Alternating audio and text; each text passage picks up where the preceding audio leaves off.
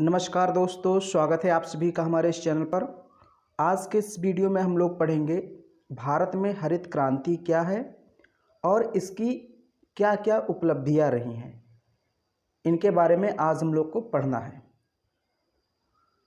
भारत में हरित क्रांति, देखिए भारत में हरित क्रांति हम लोग को पढ़ना है, लेकिन थोड़ा सा यहाँ पर हम लोग विश्व लेवल पर देख लेते हैं कि हरित क्रांति की शुरुआत किसने की थी सर्वप्रथम।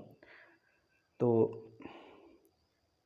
यहाँ पर आप देखिए, हरित क्रांति 1960 के दशक में नॉर्मन बोरलॉग नाम याद रखिएगा द्वारा शुरू किया गया एक प्रयास था। इन्हें विश्व में हरित क्रांति के जनक के रूप में जाना जाता है, यानी फादर ऑफ ग्रीन रेवोल्यूशन। तो सर्वप्रथम विश्व में हरित क्रांति की शुरुआत किसने की थी? नॉर्मन बोरलॉग ने, और इसलिए इन्हें विश्व में हरित क्रांति के जनक के रूप में जाना जाता है। तो ये बात स्पष्ट हो गई। कब की थी? तो 1960 के दशक में, यानी 1960 के आसपास आप कह सकते हैं। अब बात करते हैं भारत में किसने शुरुआत की। तो भारत में बेसिकली यहाँ पर नाम आता है एमएस स्वामीनाथन का। भारत में हरित क्रांति का नेतृत्व मुख्य रूप से एमएस स्वामीनाथन द्वारा किया गया, और ये 1960 के लगभग 6 वर्षों बाद आप कह सकते हैं, यानी कि 1966 के आसपास, या कहीं कहीं 67 लिखा होता है। तो 1966 या 67 के आसपास भारत में हरित क्रांति की शुरुआत एमएस स्वामीनाथन द्वारा की गई। अब यहाँ हम लोग ये जान लेते हैं कि हरित क्रांति कहते किसे हैं, क्या है हरित क्रांति। क्योंकि अभी तक मैंने आपको बताया कि भाई इसकी शुरुआत किसने की, चाहे वो भारत की बात हो या विश्व लेवल की बात हो। लेकिन अब हम ये पढ़ेंगे कि हरित क्रांति कहते किसे हैं, इसकी एक पार्टिकुलर डेफिनेशन क्या है। तो देखिए, हरित क्रांति का तात्पर्य कृषि उत्पादन में उस तीव्र वृद्धि से है। ध्यान से समझिए, हरित क्रांति का तात्पर्य कृषि उत्पादन में उस तीव्र वृद्धि से है जो अधिक उपज देने वाले बीजों, रासायनिक उर्वरकों व नई तकनीक के प्रयोग के परिणाम स्वरूप हुई है। अब पहले मैं इसको थोड़ा सा पढ़ा देता हूँ, फिर आपको समझाता हूँ। हरित क्रांति के परिणाम स्वरूप खाद्यान्न, विशेषकर गेहूँ चावल के उत्पादन में भारी वृद्धि हुई। ध्यान में रखिए, गेहूँ चावल के उत्पादन में भारी वृद्धि हुई, जिसकी शुरुआत 20वीं शताब्दी के मध्य में विकासशील देशों में नए उच्च उपज देने वाले बीजों की किस्मों के प्रयोग के कारण हुई।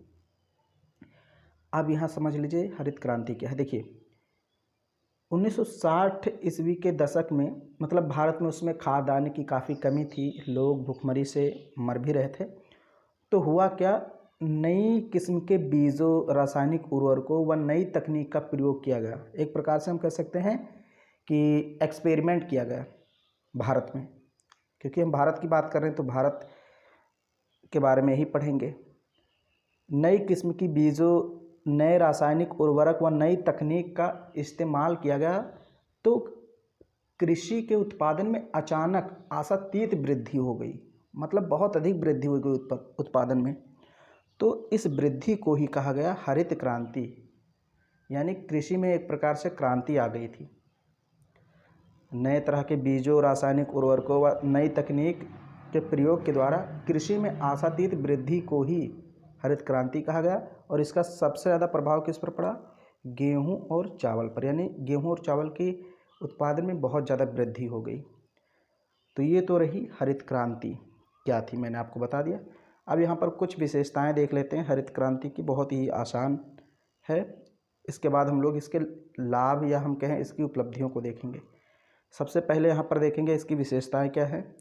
तो सबसे पहला है कि अधिक उपज देने वाले बीजों का प्रयोग किया गया, रासायनिक उर्वरकों का उपयोग किया गया, कीटनाशक दवाओं का प्रयोग किया गया, कृषि यंत्रीकरण का विस्तार किया गया, यानी जो कृषि से संबंधित यंत्र होते हैं उनका उपयोग किया गया, लघु एवं मध्यम सिंचाई परियोजनाओं का विस्तार किया गया, भूमि संरक्षण की नई तकनीक का प्रयोग किया गया, कृषि उत्पादों के समर्थन मूल्य का निर्धारण किया गया, कृषि शोध एवं भूमि परीक्षण को बढ़ावा दिया गया, यानी कि भूमि का परीक्षण किया गया, टेस्ट किया गया कि इसमें किस तत्व, किस रसायन की कमी है, ये सारी चीज़ें की गई। कृषि विपणन सुविधाओं में वृद्धि की गई, कृषि एवं ऋण सुविधाओं का विस्तार किया गया। तो ये मतलब कुछ विशेषताएं हैं आप कह सकते हैं हरित क्रांति की।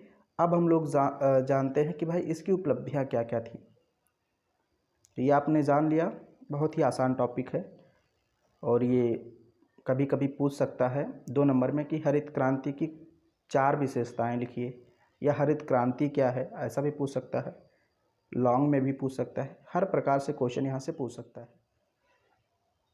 अब हम लोग यहाँ पर जान लेते हैं हरित क्रांति की उपलब्धियाँ क्या क्या थी, मतलब इससे हमें क्या क्या लाभ प्राप्त हुए, एक प्रकार से कह सकते हैं। तो यहाँ पर देखते हैं, हरित क्रांति से देश में खाद्यान्न उत्पादन तथा खाद्यान्न गहनता दोनों में वृद्धि हुई और भारत अनाज उत्पादन के मामले में आत्मनिर्भर हो गया।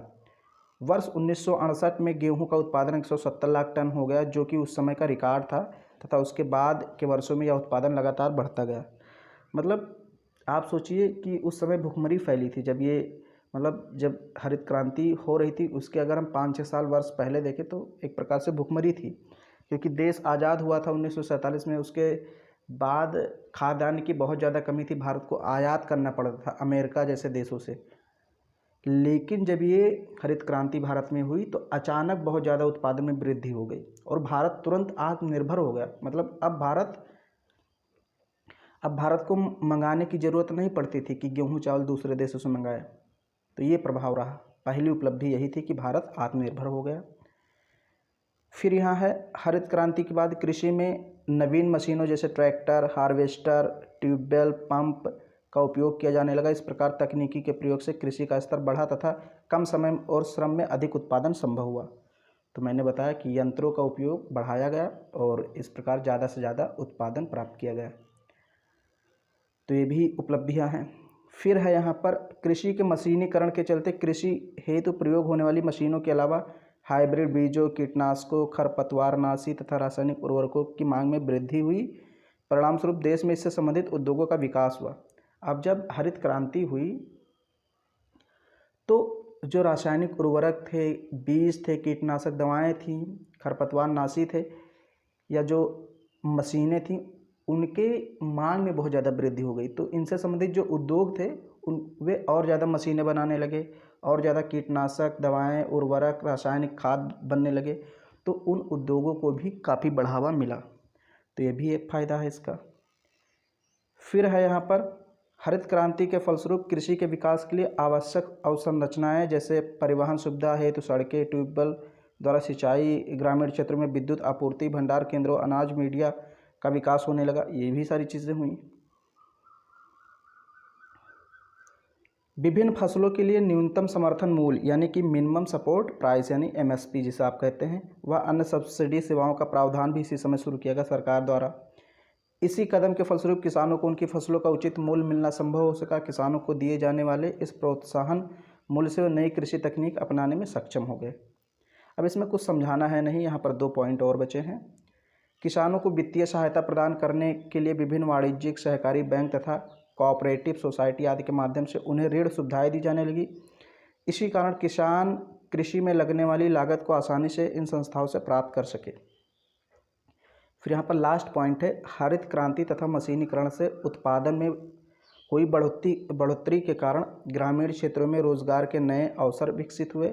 हरित क्रांति की वजह से पूर्वी उत्तर प्रदेश, बिहार तथा उड़ीसा से लाखों की संख्या में मजदूर पंजाब, हरियाणा और पश्चिमी उत्तर प्रदेश में रोजगार की तलाश में जाने लगे। यहाँ पर लगे थोड़ा सा मैंने नहीं लिखा है, शायद छूट गया। ओके, तो ये मैंने आपको बताया भाई हरित क्रांति भारत में कब हुई, किसके नेतृत्व में हुई, उसकी क्या विशेषताएं रहीं और किसे कहते हैं, उपलब्धियां क्या थी, मैंने सब कुछ बता दिया। छोटा सा वीडियो, ज़्यादा लंबा नहीं है। तो अगर वीडियो आपको पसंद आ रही है तो उसको लाइक कर दीजिए, शेयर कर दीजिए। चैनल पे पहली बार आए हैं, चैनल को सब्सक्राइब कर लीजिए।